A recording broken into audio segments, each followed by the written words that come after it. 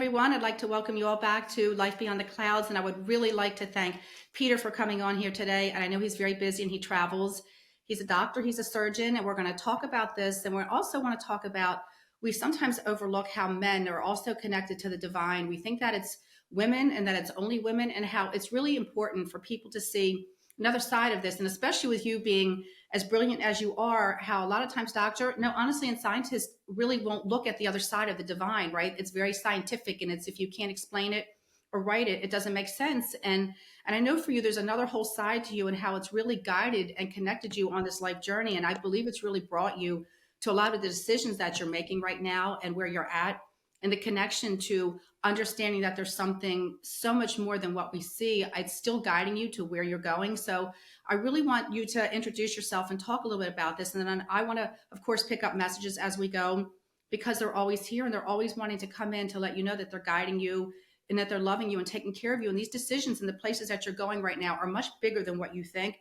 I know you think, like, sometimes on a daily basis that we're doing it ourselves, but you're being guided to something much bigger. So I'd just like to take a moment, let you introduce yourself and who you are, and actually, what you do and what kind of work you do for surgery. So thank you. And go ahead, Peter.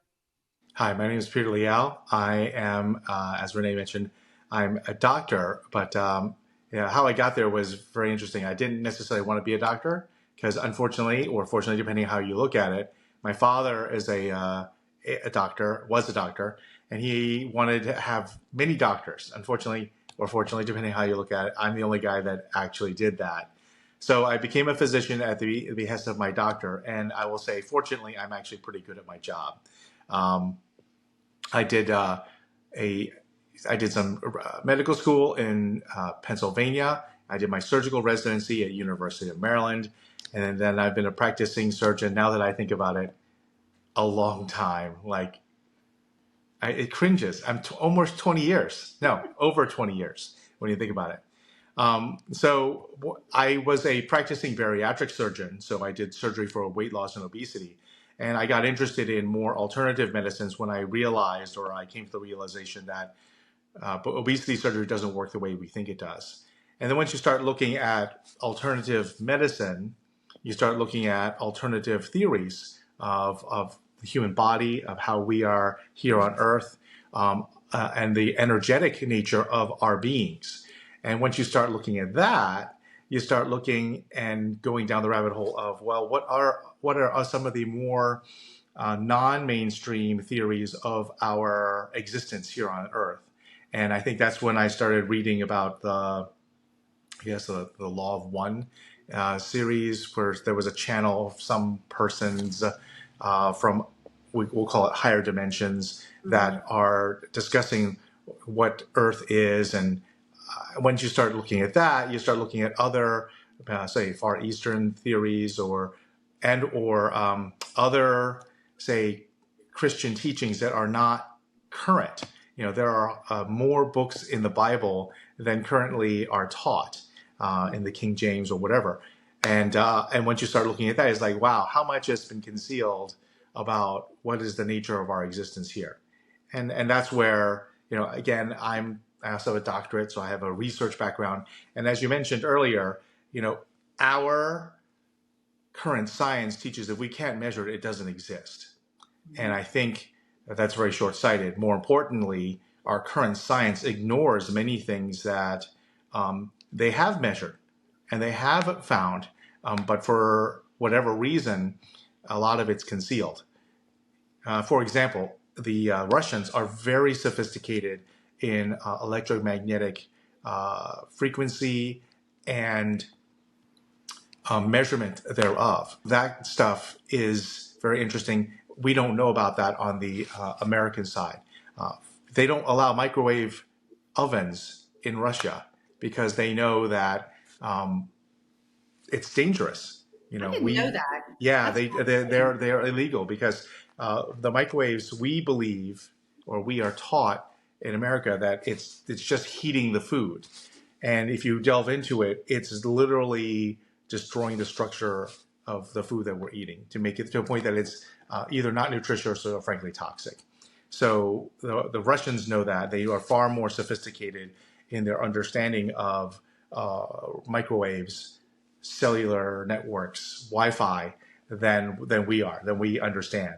So it actually kind of takes you into what I always talk about is us being energy, right? When we Correct. are energy, when you cannot kill or destroy energy, I always just say to people, I always just say they went to heaven. My father's in heaven, right? Your father's in heaven. I always just say they went to heaven. It's another place, it's another dimension, it's home. It's where we all come from. So you cannot kill or destroy energy, and we consist so much of it, but yet we don't understand it or we're afraid of it. We're so afraid to talk about these things. And most people want to know. This is why you're such a fascinating person for me to have, because with your degree that you are open to this, right? Where you understand that these messages and these things do come, that when I receive messages, it's an energy, it's a frequency, right? This is how they come to me, and I'll see them in my mind and I will hear them, but it's still a frequency, it's in an energy.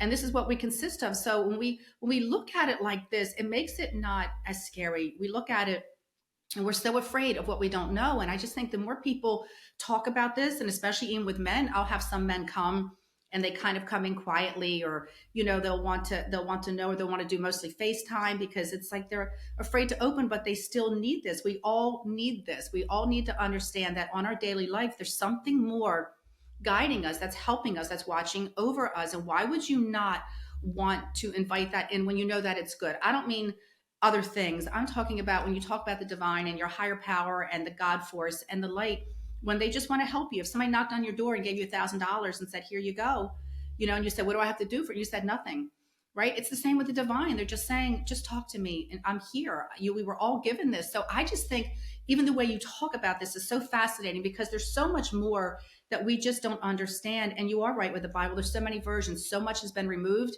and people interpret it. You could get 10 people and have them read the same exact verse. Not one of them is going to interpret it or, relay it to somebody else the same way. It's all according to what our life has shown us, what our interpretation is. So I just think with you, it's so fascinating that when I'm talking to you, I'm writing down that your father just keeps saying to tell you that he's so proud of you. He didn't tell you enough in life. So I don't know if this makes sense, that he's almost envious that you picked this path. Do you understand? That you chose a course, he said, that he wishes that he would have done, that he would have done something else. There was almost kind of passed down the way things go. This is how it's going to be, and you're going to do this, and this generation is going to do this. That he's proud that you did things the way that you were supposed to, even though at the time he was not able to tell you this or show you this. And he said he wants you to know this, and he's one of the ones that's actually guiding you towards what you're doing right now, this new part of your life, I want to say, this new direction or this new course that you're going in, because it's going to help people. You're going to do things in a different way, and you're also using your higher self to do this. You're being guided very much by your mother and by your father. They both step in with this, and I want you to know, both the women, they're there and they're guiding you. So I want you to understand this. And because he kept saying the hands eventually go. I don't know if this makes sense. Well, I think, when there's a certain window of time where, as a surgeon, you have the ability to, you have the dexterity, and I'm approaching the end of that window. When you're younger, huh? That's interesting. Okay. Yeah, when you're younger, your hands are really good, very dexterous, but you don't have the experience, and it takes you about 10 years to get that experience. So into your 40s and 50s, you have the experience and you have the dexterity to do things.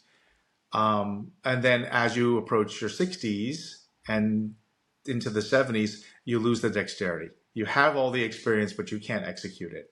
Okay. And I think, what I do right now is much simpler. I do varicose vein surgery, whereas before, 10 years ago, now that I look back on it, I was doing very advanced laparoscopic skills. I still think I have those skills, but I haven't been practicing it. So it's a perishable skill. I tell people, they go, "What do you do?" I'm like, well, I try not to say I'm a surgeon, but I'm like, when I think about it, I'm a performance artist. My skill does not exist unless I'm performing it. It's here, but nobody can see it because it's an act. It's not something tangible that you can see. And I think that's a lot of what we have. A lot of what we have is the potential. It's a potential energy, and it doesn't exist until you express it. I think the energy that is the universe, I think, is God. That is that universal energy, and it's the various expressions, both good and bad, that how God, the universe, becomes manifest in its multiple expressions. The infinite is expressed multiply through us in this lifetime, and our job here is to learn, those expressions. Our job here is to not know all the answers and make those choices. I think that's why it's like, if everyone knows all this stuff, how come they can't just tell us what to do?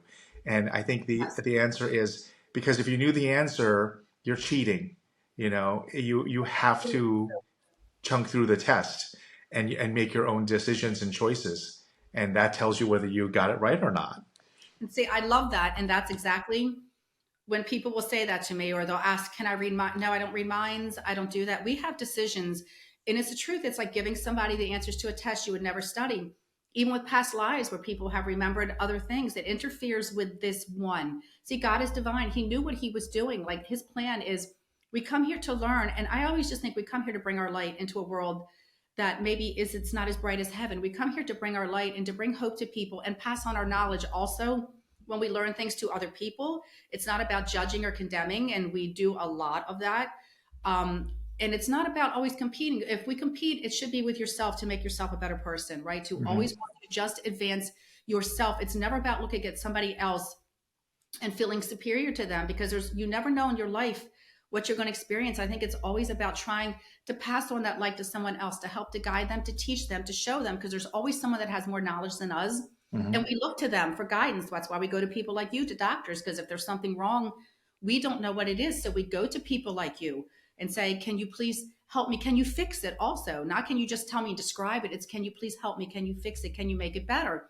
People will come to me because they'll want their soul. They'll want to connect and know that there's more. And what it does is I say to them, I want you to be open to this also. I don't want you to be dependent, on someone like me or other people, that you do receive messages. You're not going to maybe do what I do and do this, for people all the time, but it's about opening you up and saying, we're all loved. We're all receiving. We just call it other things or we're afraid. And this is why I love that you come on and that you're doing this, and that you open people up and just say, yes, like, you've had these experiences, you do know, and you do understand what the connection is. And even with your degree and background, right? And even with your philosophy, that you understand and you're willing to talk about this. No, it's a really big deal, because we're in a place today, Peter, where if we don't share our gifts with people, we have gifts to share them and to give them to others, right? It's not to say they're all mine, you don't get them. It's to say, hey, would you like to understand this? Can I show you this? So, and this is really what you're doing also with your gift. And you do have so many big things and other things that you're going to be veering off into, that there is like a new beginning for you. Everything is chapters in life, right? You finish something else comes, and you are at the completion of one thing because you are starting a new chapter. Is there anything with light? Why do I keep seeing something with lights? I don't know why they're showing me something. I don't know if it's something with frequency or energy, but I don't know why I'm looking at something electrical with, I don't know what your next venture is, but I don't know if this makes any sense for you. Well, I'm working with a company that does solar panels. So that's something that's been through a friend, and it's not going anywhere right now, but we'll see. Okay, because I do feel as if it's like you're there, but there's still maybe a missing piece, or there's still something else that you have to do. It doesn't mean give up. It just means hold on, that it's there. So the fact they're showing me lights, so either you're trying to find another way, and it's almost like you want to bring this inside. I don't know why I'm seeing this, but it's either the outside, or it's even other ways to control the energy inside. I feel like this is something that's going to take you down other paths, like that you're still in the process, and there's some other people that are getting involved in this, that there's some other people that are joining. I don't know why I keep seeing 3. I don't know if it means like there's 3 other people, but I keep seeing the number 3, that there's other people that are going to be joining, in with this with you. But this is something that, it's like baking a cake. If you take it out too soon when it's not ready, it doesn't work. So you're in the process of baking the cake and putting all the ingredients in. That's what they're showing me. And that it is going to work, but it's like, it just needs a little more time. It needs a few more ingredients, which means either extra people, or there's some other things you're trying to figure out, like, how will this work? Like, how are we making this work right now? So showing me that people are doing this, and even you're like studying, or you're trying to find out, but it is something that's going to work, and just to hold on. Okay. So I want you to understand that this is what they're showing me, that it is something might be like a year away, but you're there. Do you understand? Like the energy is there. You know how you just know something is there, and the reason you're being driven to this is because you know you're supposed to. It's the divine always guiding you, if Hmm. that makes sense. Yeah, it does. And I think even, I'll just give you a quick snippet. I was in Alaska and I was farting Hmm. around and I was looking on YouTube trying to procrastinate. And the next video that pops up, literally, and I was procrastinating for something I really needed to do and talk to some people. And the next video that pops up was, this is how you stop procrastinating. You just start doing it. It's And a like, fun. okay, all right, close the browser. And then it started getting some things together and sending off emails and doing the things. I think those things that pop up on like something as simple as like TikTok or Divinely whatever done. that pop up on your feed, if you're willing to listen, it's telling you what you need to know. Even something as strange as that, But you know? that's so important though. And that's what I say to people, Peter. I think that's such a profound thing that you just said right there. Because when the divine comes through, it's not always they're not going to appear in front of us physically like that, or people Right. will want specific signs. They'll want to find dimes, quarters, birds, but it's looking. I always just say that all of a sudden they'll make us look at our phone or go to the computer, right? Or somebody will call us at that exact moment. And that's really what they do is they'll guide our energy over this way, but it's a matter of we have free will. Do we want to overlook it and say, that couldn't be, that's just so silly. No, that doesn't make sense. That wouldn't happen. But it's not. And that's how they work. We still have to do the work. I always say they guide us to it. Hmm. But we still have to physically do it. They'll say, look over here or go over here. So it's very important for people to understand that when they come through, this is how they will do it. So for you, right, saying, and it's your father and your mother just saying, don't put this off, even if it means extra time for you. This is something that's worth the effort. It's worth the energy, right? This Hmm. is something that's guiding you to something else. And even on the times we don't have the energy to do it, that's the little boost we get where we just say, okay, I got it. I understand. I hear you telling me to do this and I'm going to do it. It's like with anything, we ask people's opinions, I think most of the time, so we don't want to take it anyway, right? You'll say, do you like this Right. shirt on me? You'll have two, and you know the one you like, and they'll say, yeah, I like that one. But in your mind, you're like, well, that's not what I wanted. I'm going to still wear the one that I picked out, in the beginning. So usually we ask people's opinion to know that ours is the right one, right? So when we get these messages, it's very important, that we listen and we follow because that's how they come through. And it's about just fine tuning things. It's like a radio station, right? If it's a little staticky, you have the choice to either say, I really want to know what they're saying, so I'm going to listen, or you can change it to something else, right? It's always about the frequency. So I think it's really interesting when you bring this up and talk about this. And also, too, I know even with, your nationality, how you're driven, right? Education and school, I Hmm. mean, that there was a course you were supposed to stay on and that you decided, I mean, to even take your own path from what your father, you became a different kind of a doctor than what your father or what, I mean, was chose for you. But you knew, Peter, do you understand? You followed your higher self. You could have gone with what was, yes, this was expected. This is it. But I know there's something more. So I'd like to talk about that a little bit too. When you phrase it that way, I wonder, I was, obviously this was now going 30 plus years ago, Mhm. where he's like, okay, all right, I'll be a doctor now because, I have spent, 6, 7, 8 years doing it. And it would really be a waste for me to have occupied a space in medical school and not go forward and do something with this. And then the question is, what do I want to do? That moment where you're going through the rotations, you're like, well, sitting around on the floor is kind of stupid and boring. And I don't like dealing with kids, or rather, I don't like dealing with kids' parents. So I'm not going to be a good pediatrician. And then you get along with the macho guys who are doing surgery, and you're like, okay, this is kind of cool. Um, and in some respects, my father was a foreign medical grad, and he came to the United States wanting to be a neurosurgeon. But unfortunately, at that time, there was called pyramid programs where you start with five, you end up with one or two. That was very common. And Mhm. being a foreign medical grad, if you didn't speak very good English or for whatever reason, you were one of the people that were going to be kicked out. They don't have those programs anymore. And I guess part of me was like, I like working with my hands, so I decided to do a surgical residency. And the work was really, really hard. I will say I went through a period of time where I think people would be shocked at how hard we were working. I don't think people understand what you go through. It. So with my buddies, who went through the program, it's like we can reconnect immediately because of that shared bond of years of working together.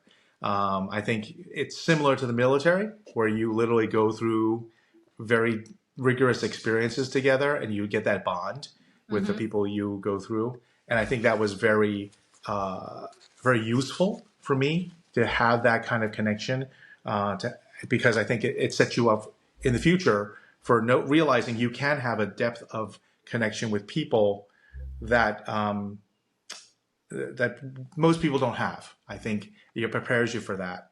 And so I become a surgeon. I think my father was very proud of that, being able to make it through a surgical residency.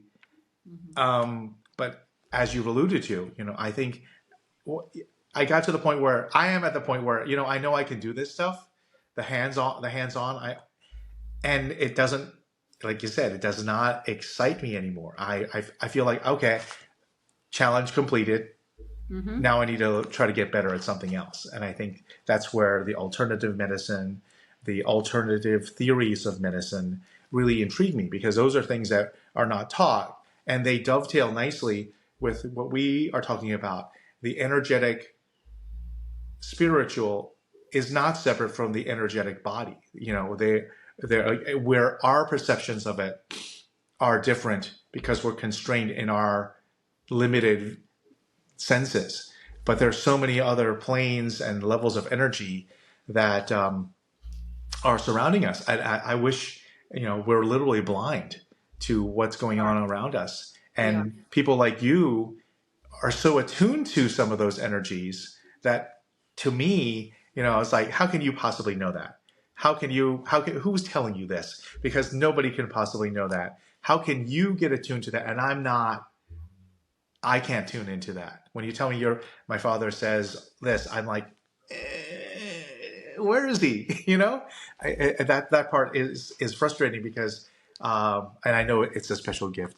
Yeah, you feel so limited, by our senses, that you can't really perceive what's going on. When you understand that, you're like, wow, there's so much more that I don't know. There's so much more I don't see or hear or feel. And I think if people are aware of that, I think once you understand that we are limited, we can't know what's going on in our neighbor and our people, you can become a little bit more sympathetic, and I think that, and be more caring as a result of knowing how limited we are.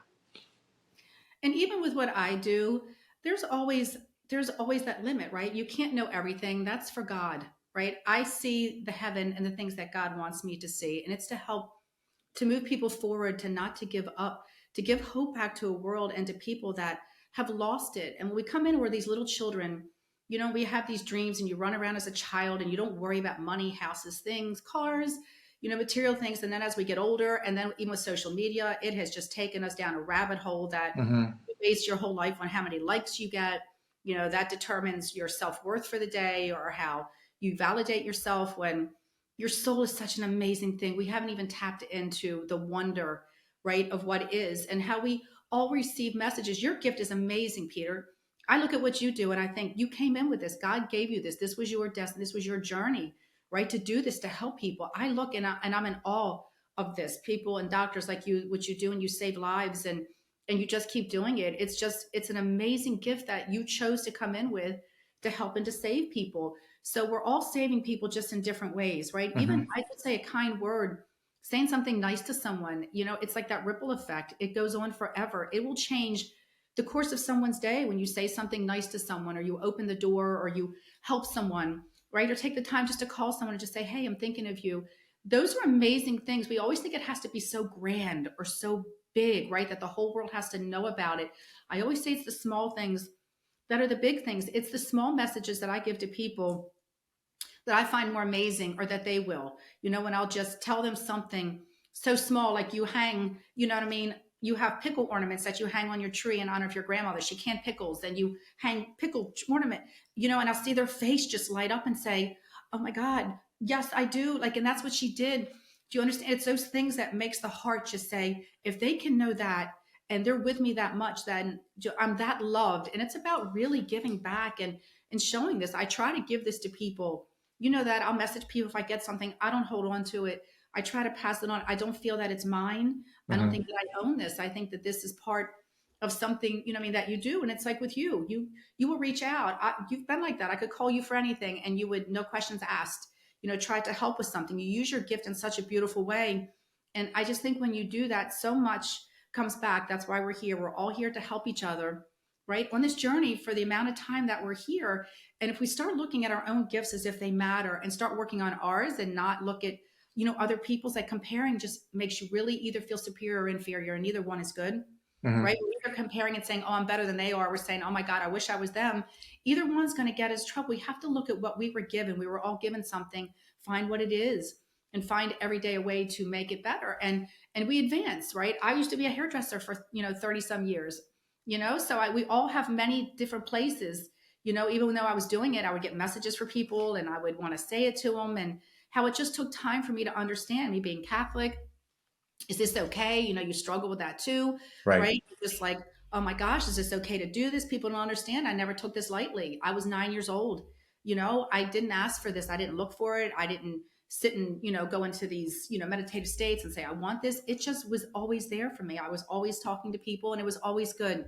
You know, it was always to want to make this place better, or to tell them how loved they are, to touch them saying, you know, you're going to be okay. It's going to be okay. And it's just that alone, and with what you do. And I just know going forward, you have so many other things that you're going to do to help so many other people. And this is why your father is so proud of you, because on the physical, he could never tell you that.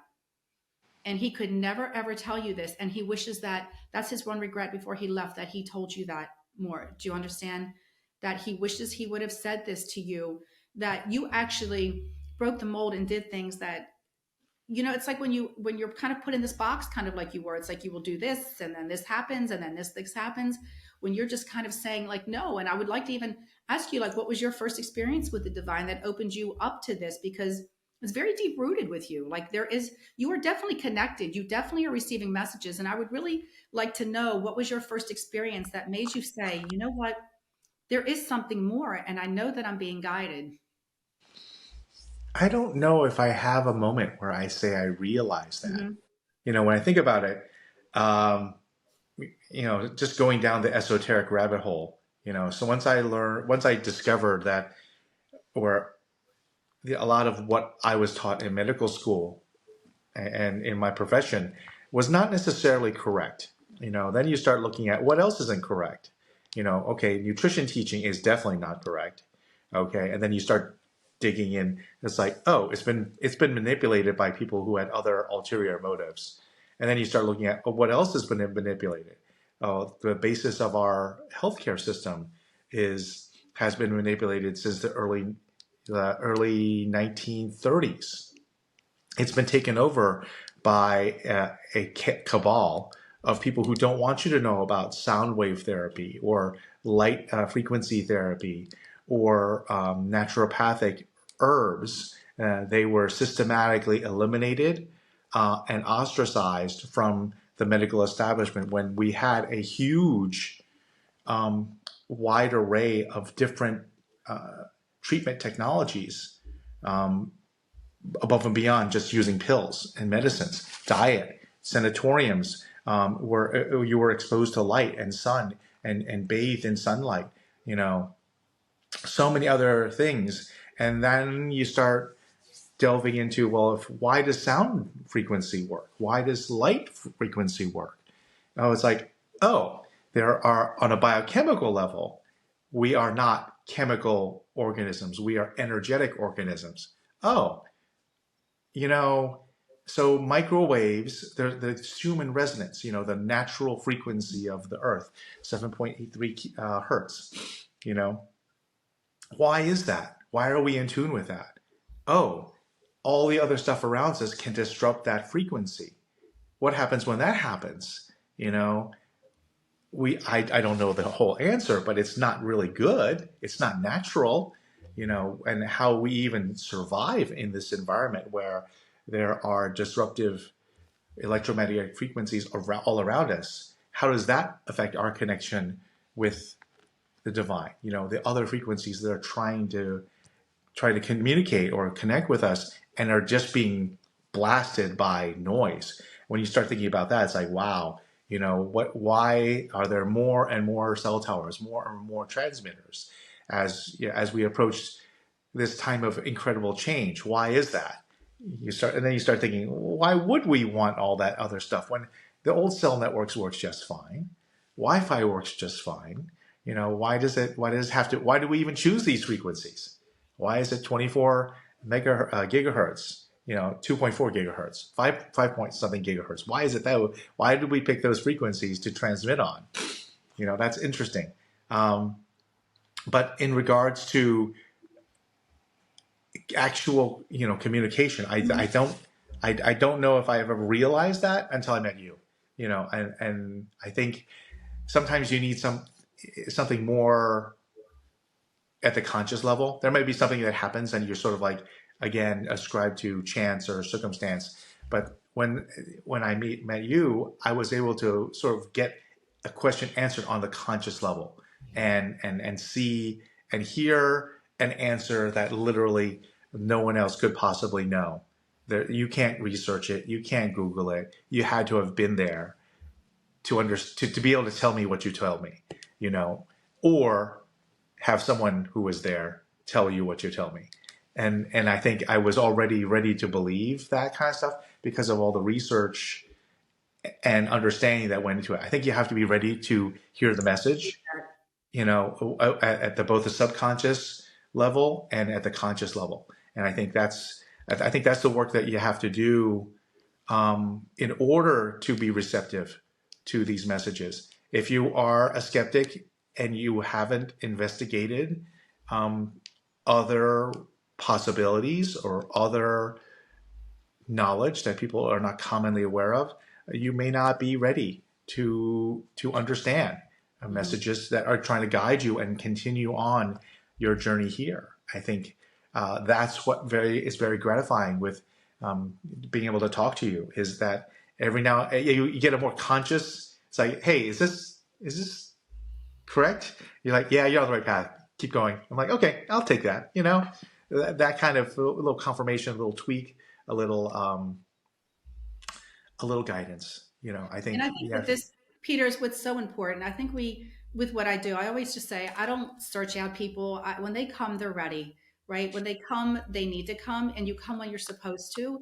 Because I just think I want people, to understand when I do this, or people will worry about that. Could you look something up, or, and anyone that knows me knows I'm not tech savvy. I don't spend my time on that. I'm not a fan of any of that. I have a spiritual page, but then when they come, and then I'll tell them something that's so personal that, what was in the top drawer, what they just did yesterday, or, this is when they're just, their mouths, will drop. It's not about who passed, but it's these little details. They'll just say, there's no way. I feel like you were following me around. How could you know this? And it's just because when they come, they don't want to fool us. They're not trying to scare us. Mm-hmm. They're not trying to prove anything. It just comes of love and light. It's a gift. It's a gift they want to give to the person, right? They want you to know that they're incredibly loved. And I know even when you came, like when Jen introduced, it's all divinely done. That, that, Jen had come to me, and then just how things happen, and you were ready, you were searching, you needed answers, you needed to have, there was things you needed to know, because what it does is it helps your soul to grow. When you can let go of something that you carry around, it's like carrying groceries, right? How we all try to carry 10 bags. I do that because I don't want to go out to the car twice. Right? So we'll carry 10 things on our arms, and you're just like, oh my God, one more step, and you just plop. And as soon as you let it down, it's that sense of relief, right? And when you can finally let it go. And this is what it is. We carry so much stuff around that the past isn't supposed to condemn us. It's supposed to teach us. So when we let go and we just say there's so much more, and we put it down and we make more room, right, for all the new things that are coming. And that's what messages do. It's just saying to you, let it go. People worry that they weren't in the hospital room when their parent or their loved one took their last breath, and they condemn themselves and hold on to that. It doesn't matter to them in heaven. Usually they go because they don't want you there. They don't want you to see it, right? They just want to let you know that they're at peace, they're free, and they're helping us. They're more alive in heaven than we are here. Trust me. They have no limitations in heaven like we do here.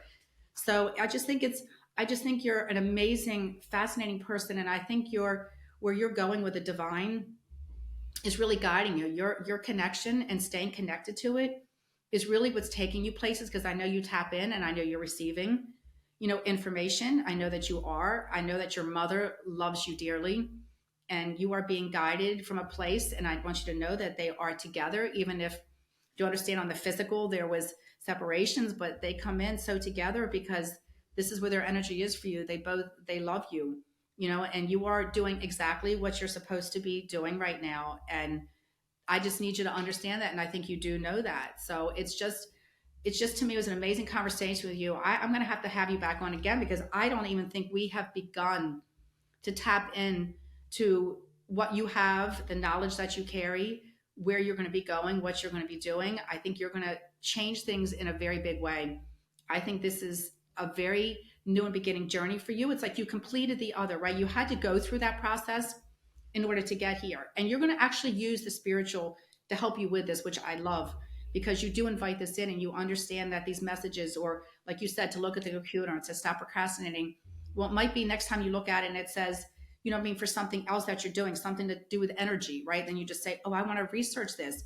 And even with the greenhouses, I still think you're going to do something with herbs. I still think that there is an opening to you doing something, with herbs and using these in a bigger way. I also don't feel like it's just one thing for you. I feel like there's going to be a couple things that you could be doing consecutively at the same time, because I think you're very passionate about many, many things. Because I do think the alternatives to medicine and helping people, in a more natural way is also very big for you.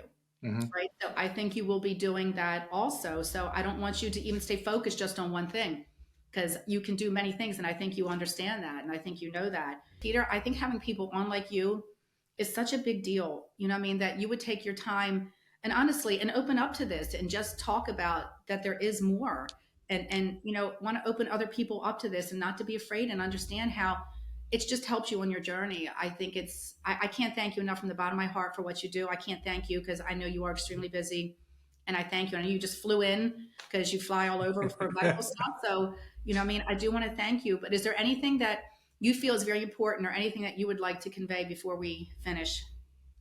I think it's the only thing I want to say is that, the universe is love, Mm-hmm. and it's expressed through us through action. Love is not a noun, it's a verb. You do it. And if you act in that way, that everything you do is truly with love for your other person, I think you're only increasing the positive energy. It's so easy to be negative. It's so easy to talk crap about people. It's very easy to give negative energy. But I think that we're in a place right now where the thing that we have to try to be mindful of is try to promote positive energy, positive actions for ourselves and other people, because there are so many pressures that are driving us to the temptation of negative action. And I think if you can keep that in mind, I think, and I try every day, you can make your section of the world a little better place, by not giving into the negativity that's flooding us these days. And I struggle with that, but I think that it's so important, because it's like you said, it's those little touches Yes. that make all the difference. And it doesn't have to be, I'm going to save the world by, taking out this evil person. It just needs to be you work in your little bit, and the ripples of energy will constructively associate. It'll be constructive interference rather than destructive interference. And Peter, I think that's such a beautiful note to end on. And I want to thank you from the bottom of my heart. And I cannot wait to connect with you again. Thanks, Renee, for asking me to come on board. I really appreciate it.